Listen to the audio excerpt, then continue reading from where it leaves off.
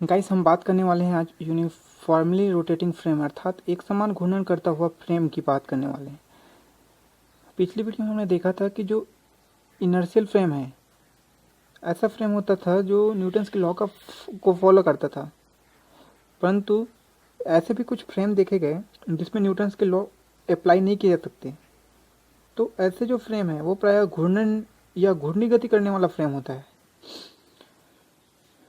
मान लीजिए हमारे सामने एक फ्रेम है एस, जिसके कॉर्ड एक्सिस जो है x axis, y axis, z axis हैं, जिसपे कोई घटना घटित हुई है कण पी पे, मतलब पॉइंट पी पे, जिसके कोऑर्डिनेट एक्स वाई जेड हैं। ठीक है, ये घटना टी इक्वल टू 0 पे घटित हुई है। और इस पे एक दूसरा फ्रेम है, मतलब दूसरा फ्रेम में भी देखें तो ये घटना घटित हुई है टी इक्वल टू 0 पर, जब ये जो पहला जो फ्रेम एस था वो दूसरे फ्रेम एस प्राइम के ठीक संपाती थे। तो ये जो घटनाएं टी इक्वल टू 0 पर घटित हुई थी। परंतु जब टी टाइम के पश्चात देखा गया टी टाइम के पश्चात जो घटना घटित हुई उसमें जो एक्चुअल में जो एस फ्रेम था, एस डेस प्राइम, मतलब एस प्राइम जो फ्रेम था वो एस फ्रेम के सापेक्ष ओमेगा टी एंगल से घूम गया।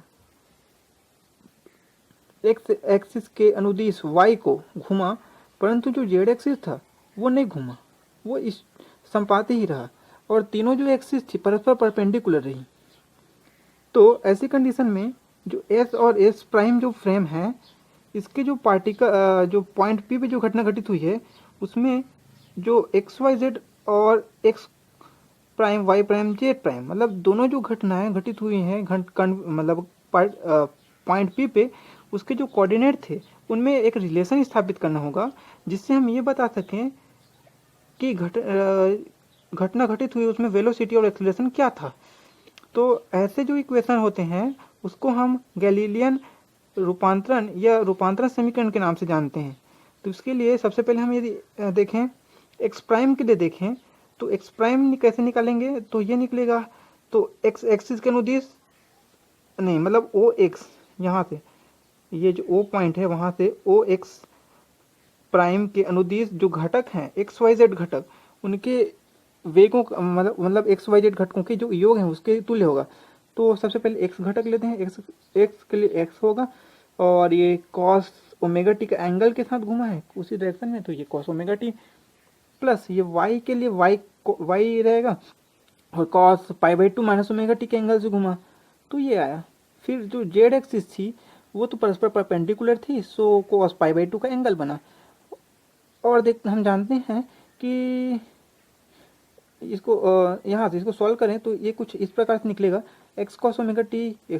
टी और वाई का y cos pi by two minus omega t, अर्थात यदि हम ट्रिग्नोमेट्रिक फॉर्मूला यूज करें cos pi by two minus omega का, तो ये आएगा साइन ओमेगा टी, तो ये साइन ओमेगा टी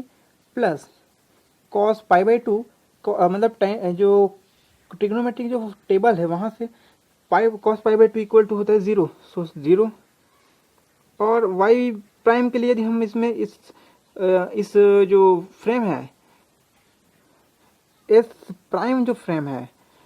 उसके लिए उसमें यदि देखें तो वाई प्राइम की वैल्यू कुछ इस प्रकार निकलेगी कि जो एक्स जो घटना घटी, मतलब जो एक्स डायरेक्शन के जो अवयव हैं,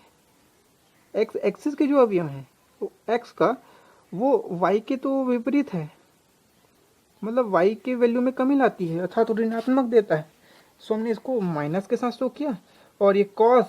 पाई by two minus omega t के एंगल से घूमी है, तो cos pi by two minus omega t के एंगल हमने लिख दिया। और लेकिन डायरेक्शन कॉस ओमेगा टी ही, मतलब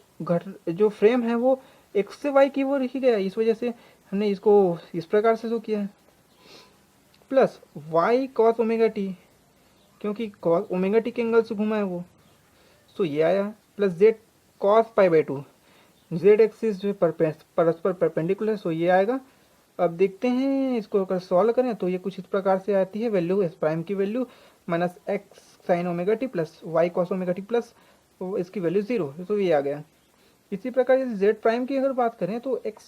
कॉस पाई बाई टू का एंगल बनेगा एक्स घटक का योग और वाई को साइन ओमेगा मतलब साइन पाई बाई टू का एंगल बनेगा, नहीं ये गलत है, ये भी कॉस का बनेगा, कॉस बनेगा, कॉस उसी डायरेक्शन में घूमेगा ये, परंतु परपेंडिकुलर है, so cos pi by two equal to 0, और कॉस 0 यहाँ पे जेड के साथ, तो कॉस 0 की वैल्यू 1 होती है, तो जेड अर्थात z prime is equal to z आएगा। ठीक है, और इस प्रकार जो इक्वेशन निकला है उसको रूपांतरण इक्वेशन कहेंगे, तो मतलब ट्रांसफॉर्मेशन इक्वेशन, रूपांतरण समीकरण। तो एक्स प्राइम के लिए, वाई प्राइम के लिए, जेड प्राइम के लिए इक्वेशन इस प्रकार से आएगा, और इसका यदि हम व्युत्क्रम निकालें तो व्युत्क्रम भी कुछ इस प्रकार से होगा जो हमने पिछली वीडियोस में देखी हैं। क्योंकि हम जो फ्रेम पहले लिए हैं एस फ्रेम, वो इनर्शियल फ्रेम है, अर्थात इसमें न्यूटन्स के लॉ अप्लाई किए जा सकते हैं, एप्लीकेबल हैं। सो न्यूटन्स के लॉ के अकॉर्डिंग जो विथआउट फोर्स के जो है वो एक्सेलरेशन 0 होंगे। So acceleration equal to 0 x y z axis में जो एक्सेलरेशन बिना फोर्स के 0 हो गया। सो ठीक है, अब चूंकि एस प्राइम जो फ्रेम था वो नॉन इनर्शियल फ्रेम है, अर्थात उसमें कुछ ना कुछ एक्सेलरेशन और वेलोसिटी अवश्य ही मिलेगी। सो यदि हम ये जो है इसको यदि इक्वेशन फर्स्ट माने, और इक्वेशन फर्स्ट का एक्स वाई जेड मतलब x prime y prime z prime इसके जो है टी के विद रेस्पेक्ट डिफ्रेंशिएट करें तो कुछ ना कुछ वैल्यू देगी, या यूँ करें कि डी एक्स अपॉन ये एक्स वाई जेड इसका भी यदि हम करें तो इसके से भी कुछ वैल्यू देगी, तो दोनों में पूर्णतः मेल खाएगी। तो सबसे पहले हम इसको ही देख लेते हैं, x prime y prime z prime को यदि टी के विद रेस्पेक्ट डिफ्रेंशिएट करते हैं, एक्स मतलब समीकरण एक का टी के सापेक्ष अवकलन, सो टी के सापेक्ष अवकलन करने पर कुछ इस प्रकार से वैल्यूज देंगी, D x prime by d T, तो ये आएगा, क्योंकि यहाँ देखिए, यहाँ इसको देखिए, ये दो घटक हैं, इसको माने u इसको माने v, तो दो मतलब दो फलन दिए हो जब गुणनफल के रूप में हो और उसका हमको डिफ्रेंशिएट करना होता है, तो हम जानते हैं कि फॉर्मूला कौन सा यूज़ करना है, और कौन सा फॉर्मूला यूज़ करना है, पहले गुना दूसरे का अवकलन धन दूसरा गुना पहले का अवकलन। सो हमने इस फॉर्मूला का यूज़ किया और ये वैल्यूज़ निकाली हैं कि ये आया, जब इसका करेंगे तो ये आएगा, इसके लिए सबसे पहले हमने x को छोड़ा है और sine omega cos omega T का करा, तो यह ओमेगा साइन ओमेगा टी का, और ओमेगा कहाँ से है, ओमेगा टी का फिर करोगे तो ये ओमेगा है। ठीक है, इसी प्रकार डी एक्स अपॉन इसका करेंगे D x upon d T, फिर ये कॉस ओमेगा टी तो कॉस ओमेगा टी, प्लस ये वाई वाई, फिर साइन ओमेगा टी का तो कॉस ओमेगा टी होता है, तो ये कॉस, और यहाँ पे एक चीज़ और, ये माइनस सिंबल इस वजह से है, कॉस का माइनस साइन होता है, इस वजह से माइनस सिंबल लगा हुआ है, ध्यान दीजिएगा। और यहाँ पे हम यहाँ पे आए थे, d y upon d t कर लें और ये साइन ओमेगा टी आएगा। अब देखिए, इसको अगर सरल करते हैं तो इसके लिए क्या करेंगे कि ये जो टर्म है और ये जो टर्म है उसमें से ओमेगा कॉमन आउट कर लें, तो ये ओमेगा इस प्रकार से आएगा, और x sine omega t plus y cos omega t, x minus, ये माइनस सिंबल है ना यहाँ पे माइनस, ये माइनस सिंबल कॉमन के साथ है, तो इसकी वैल्यू आएगी y, यहाँ से y प्राइम की वैल्यू के तुल्य है तो y प्राइम यहाँ पे रखेंगे, तो ये y प्राइम आएगा, plus d y upon d t cos omega t plus d y upon d t sine omega t. ठीक इसी प्रकार से डी वाई मतलब वाई प्राइम के d y upon d y prime by d t के लिए भी value आएगी, वो आएगी minus omega x prime minus d x upon d t sine omega t plus d y upon d t cos omega t, ये आएगा, और z prime d z prime by d t is equal to d z by d t आएगी। ठीक है, अब T के with respect यदि हम एक बार फिर अवकलन करें, क्यों अवकलन करने के, हमें एक्सेलरेशन निकालना हो तब अवकलन करेंगे, अगर नहीं निकालना है तो ये तो वेलोसिटी का एक इक्वेशन ऑटोमेटिकली मिल चुका है, हम अब हमको एक्सेलरेशन की वैल्यू निकालनी है, या कह दें कि एक्सेलरेशन के लिए हमको इक्वेशन निकालना है, तो इस प्रकार से यूज़ करेंगे उसके लिए। टी मतलब कैसे करेंगे, जो वेलोसिटी है उसको टी के विद रिस्पेक्ट फिर डिफ्रेंशिएट कर देंगे, तो ये आएगा d two x prime by d t square is equal to x d x upon d t, minus ये आएगा, इसका करें हैं पहले तो omega d x upon d t sine omega T,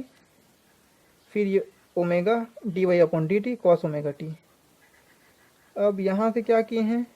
इसको सॉल्व करने के बाद कि इतनी की वैल्यू हमने यहाँ से उठा के रखी है। ये जो इक्वेशन है ना, कहाँ है ये द्वितीय इक्वेशन, यहाँ से इतने को रखे हैं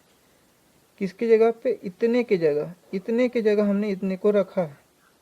इतने के जगह यहाँ से ओमेगा कॉमन आउट किया, फिर इन दोनों जो है इसके तुल्य दिखेंगे, फिर हमने इसको पक्षांतर करके ये वैल्यूज पुट करी। ये जो वैल्यू आई है ये एक्चुअल में उस कण के लिए जो कण के लिए एक्सेलरेशन का इक्वेशन है, जो एक्स डायरेक्शन के लिए हो, नहीं एक्स प्राइम डायरेक्शन के लिए, एक्स प्राइम के लिए ये जो है एक्सेलरेशन का इक्वेशन है, जिसमें से पहला जो टर्म आया है ये वाला टर्म, जिसको सॉल्व करेंगे तो ये आएगा 2 omega dy by dt plus omega square x, ये जो वैल्यू आई है ये इक्वेशन कहलाती है, अपने बहुत काम की चीज़ है। अब ये जो इक्वेशन मतलब यहाँ पे लिख देता हूँ, d2x prime by dt square is equal to 2 omega dy by dt plus omega square x. तो जो पहला टर्म आया है उसको कहते हैं कोरियोलिस फोर्स, मतलब कोरियोलिस एक्सेलरेशन, और जो दूसरा टर्म जो आया है ये, इसको कहते हैं सेंट्रीफ्यूगल एक्सेलरेशन के लिए इक्वेशन। ठीक इसी प्रकार से हम ये एक्स वाई और जेड प्राइम के लिए भी निकाल सकते हैं। जेड प्राइम के लिए निकालेंगे तो हम इक्वेशन यहाँ पे देखे हैं, यहाँ से ये आएगा d2z by dt square equal to 0। सो इसके इक्वल क्या हो सकता है, देखो केवल इसके लिए ना, केवल इसके लिए देखें तो ये आएगा d2 मतलब D square Z prime by dt square, तो ये तो इक्वल होता है किसके, d2z बाई dt स्क्वायर, तो ये तो 0 आ गया। अपने को y का फिर निकालना है, तो इस प्रकार एक जैसे x का निकालें फिर उसी प्रकार से y का निकाल लेंगे।